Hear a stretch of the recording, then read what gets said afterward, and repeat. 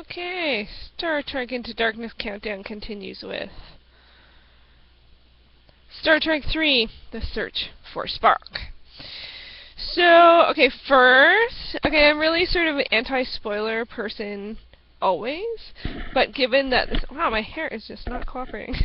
But given that this is a series, and it is a sequential series with Star Trek, I'm going to assume that you've watched The Wrath of Khan. So, if you haven't watched Wrath of Khan, and you don't want Wrath of Khan spoilers, you gotta turn it off. Sorry. There's no way around it in a film like this. I think I probably, in my written review, somehow I figured a way around it. I don't remember what that was. So anyway, so, The Search for Spock. So this came out in 1984, and is actually directed by Leonard Nimoy, who plays Spock, who they are searching for in this film. Actually, maybe I can get around the spoiler thing. I'll just say, won't say why. No, I think you need to know. Oh, it's so against my nature to say this. Ah! Oh well. So, okay, spoiler for Wrath of Khan. So at the end of Wrath of Khan, Spock passes away to save everyone. And he's fired off through, I think in a torpedo, Mark IV torpedo, or maybe it's a, torpedo, fired off into space and ends up on the Genesis planet. So, and it's actually at the end of Wrath of Khan. They show that. They show the torpedo slash, what's that called? Casket on the Genesis planet, which is starting to grow. Okay, so spoiler, got over that. Now, it's interesting because this, out of the whole series, this is one of the ones that I am not very fussy on. The last rewatch I did, I was like, oh my god, this is horrible! Like, it just felt like it was rehashing the Wrath of Khan. There's lots of clips, interesting ways to incorporate clips, especially at that time. Now we're so used to it. Like, now it's like, with stuff like Survivor, there's just like, there's a clip show. Like, so we understand the concept of, clips a lot more. But it just felt like that. It just felt there wasn't like a lot of new content. I wasn't that interested, yada yada yada.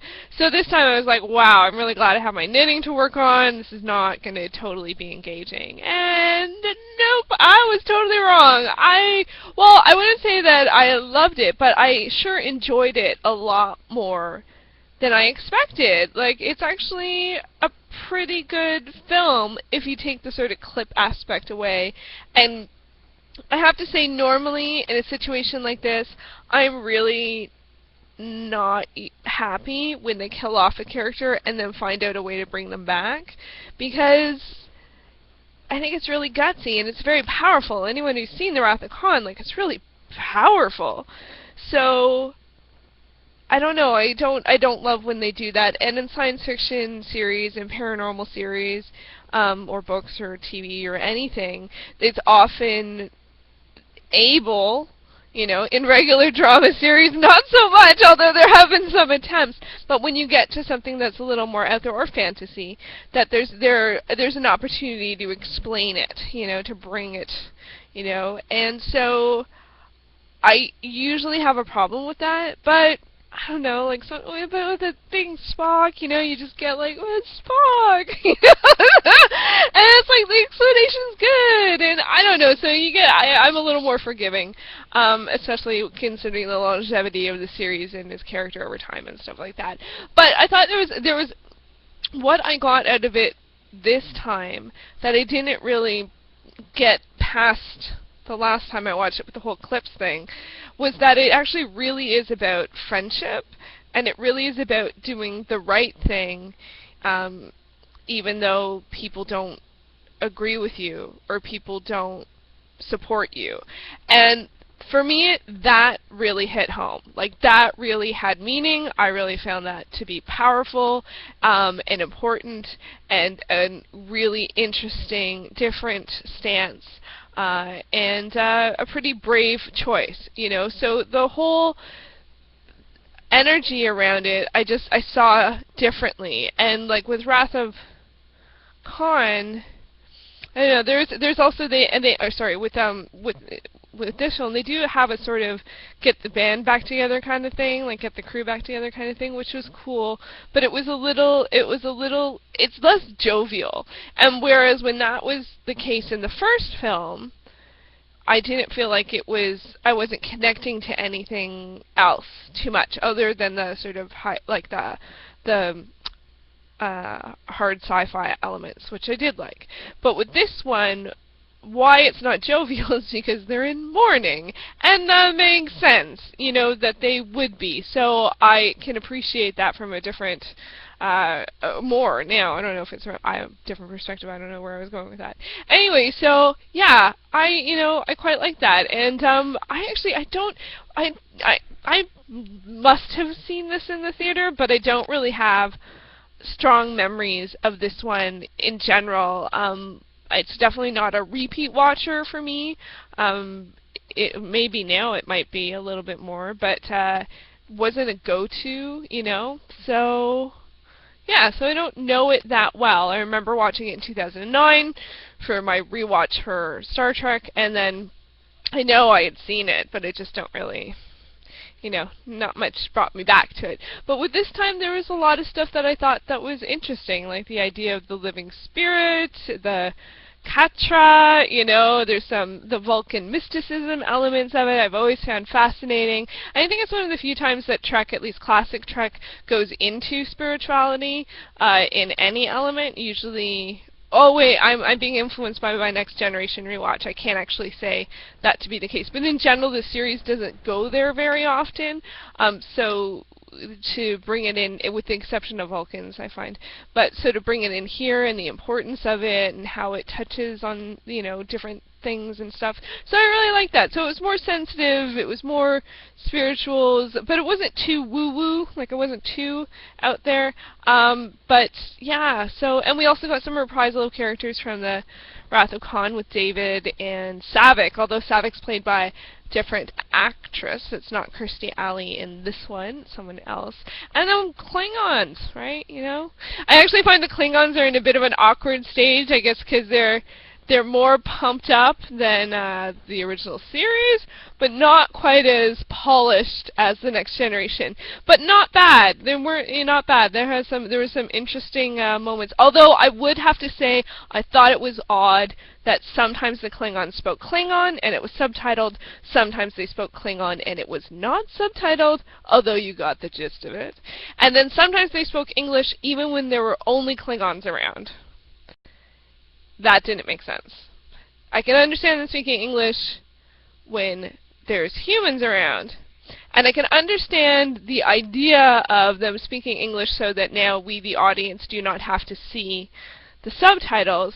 But if there's only Klingons around, wouldn't they just be speaking Klingon? And there wasn't consistency. There was definitely Klingon spoken with only Klingons around, as well as English spoken with only Klingons around. Anyway, so that's getting a little... Yeah, I'm getting a little... I'm sure I'm probably not the first person to point it out or anything, but not to split hairs. But I like Klingons, so they're always a great element to have. So I thought it was funny. I got a lot more out of it this time, and it leads nicely into Star Trek 4, and which was kind of funny, because Star Trek 4 I have watched a lot. I was actually surprised how well I know Star Trek 4, and I don't know if if it was just on TV a lot, or what it was, because I don't think of it as one that I really like, but I think I actually really do. So who knows, that might happen for the Search for Spock. And this one actually does have also has some maybe not hard sci-fi, but is it hard sci-fi or high sci-fi? It's high fantasy. I think it's hard sci-fi. So it has some pretty, interesting sci-fi elements, although I would have to say there were some things character-wise, just with the character of David, there was one sort of key element in terms of the plot that I actually didn't believe about his character. So, and I couldn't remember, I thought it was weird that his mom wasn't there, but I would assume that's a casting thing with the actor. So, I don't know, or a plot thing. Anyway. I'll leave it at that. And the other thing I'd have to say is the uniforms they wear in this one, which I think are similar or the same as Wrath of Khan, they're actually the ones I think of when I think of the classic cast, especially, I guess, in terms of the films. The first film had totally different, more 70s ones, and this one they took the colors, the sort of the cream and the white and the blue, and they made them the collars, and then they're in this sort of red burgundy, you know, with the white offset if they open it. I never know why they do that. Why is it open? Why can't it open? Is it a bib? What the hell? I've never understood that. But anyway, that's splitting hairs. Again, so anyway, Star Trek 3, The Search for Spock, honestly, a lot better than I remember, enjoyed it a lot more, got a lot more out of it would be the clearest way to share, to say this experience on the rewatch. I did also want to say that I am going to make a playlist. There's several people that are playing along. I know Sean from MediaAssault is playing along. Brian, the movie freak 226 is watching. I think he's actually already rewatched everything. And Gray 1951 is playing along. So I'm going to create a playlist, and I'll put a link to the playlist, and I'll do it sequentially. So the motion picture, and then everyone's, and then Wrath of Khan, and then everyone's review, and then Search for Spock, and everyone's review, and then update it as we go. So if you want to have a crazy marathon of watching reviews of all the films, you can go right over to that playlist and enjoy, because I think it would be a fun way to see everyone's different takes. And if you're playing along, let me know, and I will add you. And yeah, so that's Search for Spock. Next up, next week, we are going to be looking at The Voyage Home.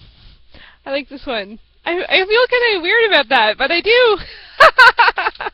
Oh, well, thanks so much for watching.